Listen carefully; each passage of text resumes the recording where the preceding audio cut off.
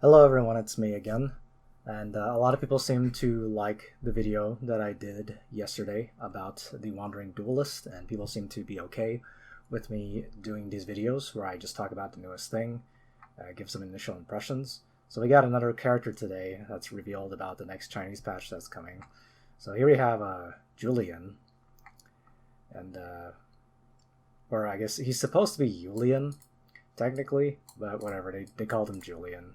It's like that's kind of a nitpick. So for those of you who don't know, Julian is the Kalzath character from the Langrisser Tensei. But the strange thing they did here is that instead of using what he actually looks like, they decided to just create the future version of him that exists in the mobile continuity. So he's not like a lot of the other Tensei characters where there was like an original version and then some of them got a newer version and then some of them only got an older version. So he's the only character that gets the newer version, and I'm assuming we're never going to see the original Tensei version of Julian. And according to this description, it says like basically they turned Julian into an Ow the Edge character. In the original Tensei game, he was already like kind of obsessed with getting revenge on the Empire, because in Langrisser Tensei, Kalzath was destroyed by the Empire, and he was kind of the party member that was constantly butthurt about the Empire, and he always wanted to go get them, and he was like, I don't care how many sacrifices we have to make, blah blah blah blah blah. So in this mobile version, it seems that he's kind of like lost his mind because he's just so consumed by his hatred. Whatever. I don't really like this. I was kind of like, Julian was the one character from Tensei I really wanted to see, and they kind of went a different direction for him. But whatever. I guess I'll save that rant for later. We can just look at the actual unit instead here. So in accordance with the Audi Edge theme we got going on here, so this is basically like Blood Hunter is basically the name of his talent. So he is an assassin. You got crit rate plus 10 to 30% as a basic boost. Pretty standard stuff for an assassin. So this part says, when entering battle against an enemy with HP less than 90%, damage dealt plus 15 to 40%, and then after battle restore 15 to 30% HP or 15 to 30% of the damage you dealt as HP rather. So wow, 40% damage is a lot. But of course, unlike many other units, he wants your opponent to be under 100% life already. And in fact, they need to be at 90% or lower. So this character is kind of built to be like a finisher unit, or just another late game unit, actually. Even more so than the Wandering Duelist that we saw yesterday. So the final part of this talent actually says, for every opponent on the map that has less than 100% life, he will get plus 1 to 3 movement, maxing out at the double this. So at 6 stars, he will get plus 3 move for each enemy that has less than 100% life, and then he will get plus 6 move if you have 2 enemies with less than 100% life. So being that he is an assassin and archer classes, he has 9 move, and then probably 2 to 3 range, depending on what you're doing, I guess. Which is pretty good, but like I said, unlike many other units, he is someone you send in later. Wow, okay, I see. So his factions are Tensei, of course, Meteor Strike, which makes sense, but the final one here is Dark Faction. So they're really going for this whole theme where he's just like kind of giving in to his darker side. I know there's probably going to be some people who are fans of Julian from Tensei that are like going to really hate this concept because it's more of a character thing. But anyway, let's keep looking at the unit here. So first you have the assassin skill, or this is an initial class. So this is a Shadow Raid, so pretty basic guard pierce skill. Plunder, another basic guard pierce skill. Nothing to say here.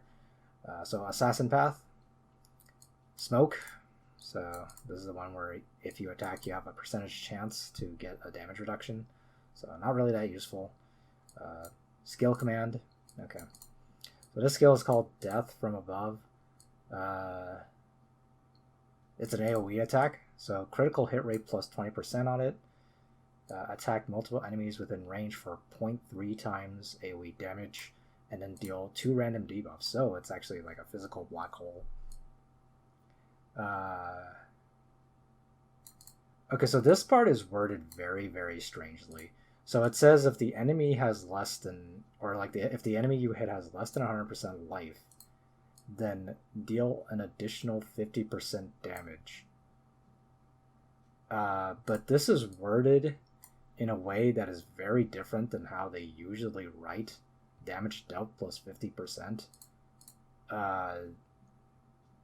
I don't know what they mean by this, because the way they're wording it here, like I said, they're not writing it in the same way they typically write it, where it's like, if the opponent is under 100% life, you will deal 50% increased damage. That is not what it says here, even though that's what I want to think that it says, because the other options, like, just seem kind of weird to me. The other options, the other potential possibilities here are that it does a second attack that also does 50% damage, which is like basically doing like the same thing.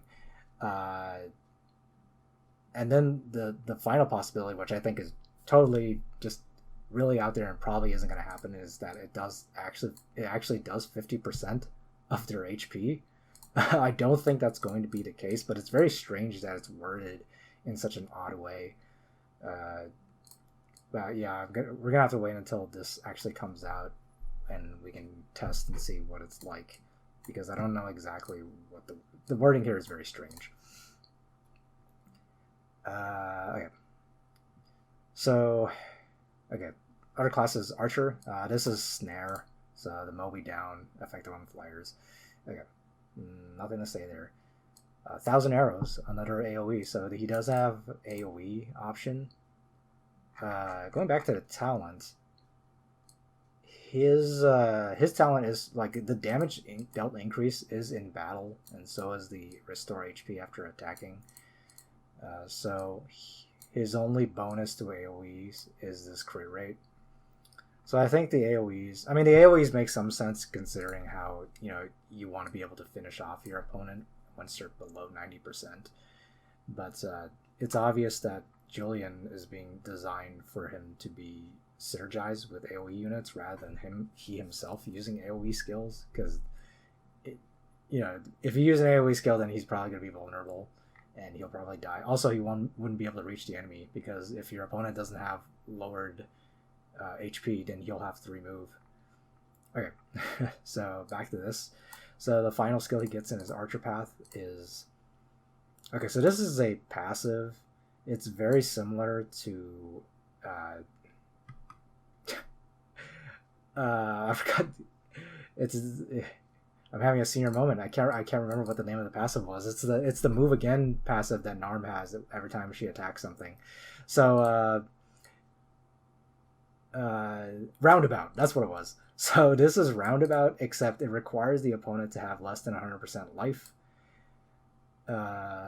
You will take 15% less damage against these opponents. And after battle, you can move 3 instead of 2. It has the same 1-turn cooldown as Roundabout, but you get to move 1 additional block. But it doesn't give the increased damage. Instead, it reduces the damage you take. So I think that the loss in damage dealt increase kind of sucks, because otherwise I think this would have been kind of nice. Although reducing damage taken might still be nice depending on the situation, but guess we'll see. So okay, 3C. So 3C has a passive. It says each time... Oh, no. When you defeat an enemy, you will get a buff. Before being forced into battle, deal 2 times Julian's attack to the attacker as fixed damage. And this lasts 1 turn. Okay. So this passive, So the rest of his kit, as we kind of already talked about, it's obviously kind of designing him to be a follow-up unit after you've AoE'd your opponent or something, and then Julian zooms in and probably kills somebody. I mean, if somebody's below 90% life, he's like, I think he's almost certainly going to kill them, because 40% damage is a lot. I mean, I guess, unless it's a tank, I guess, like a tank, he won't kill a tank.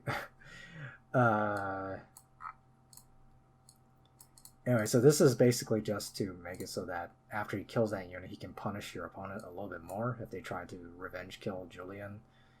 Unfortunately, it doesn't appear that Julian has any kind of like counter range increase or anything like that, so long range units can still stay away from Julian and take him out, but the fixed damage will be a nice bit of punishment. So it's also a physical attack, standard guard pierce attack, 1.4 times damage. Critical hit rate plus 30%. And when successfully defeating an enemy, the cooldown of this skill is reduced by 2. Okay. And Julian's max HP is permanently increased by 15% for the rest of the map. Cannot be dispelled. And then after that, he restores 15% HP.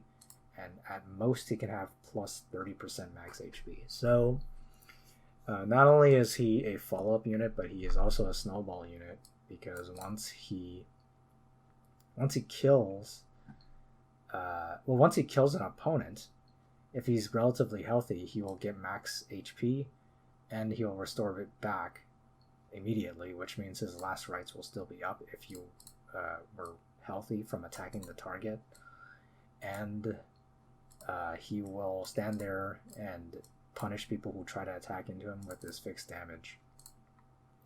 Okay, so let's take a look at the soldiers.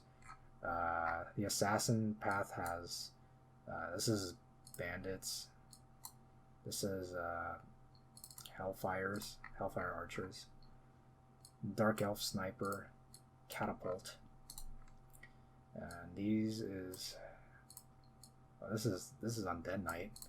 Okay, sure. Well, this is the goblins. Faceless. Firebrand snipers. Yes, that's firebrand snipers. And shinobi. So, pretty standard assassin and archer choices here. Now, the only weird one out here is the undead knight, which I don't think he'll ever use. So he has, what is it? 30% crit rate, and his 3C has 30% crit rate. So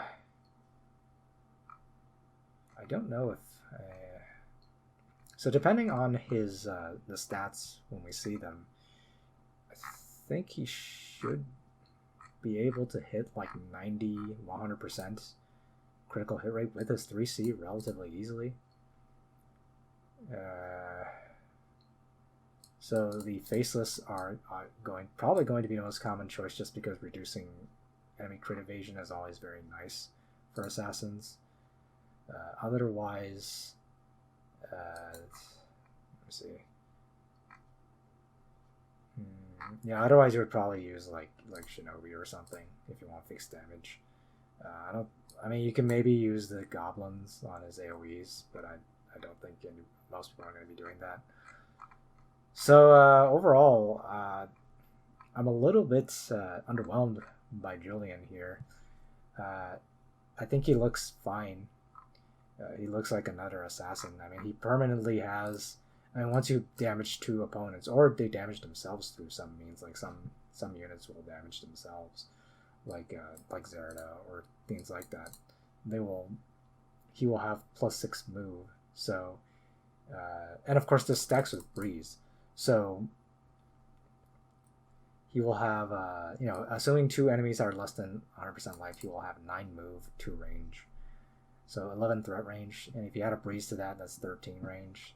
And if you're lucky enough to 10-yo breeze, that's, that's 14 range.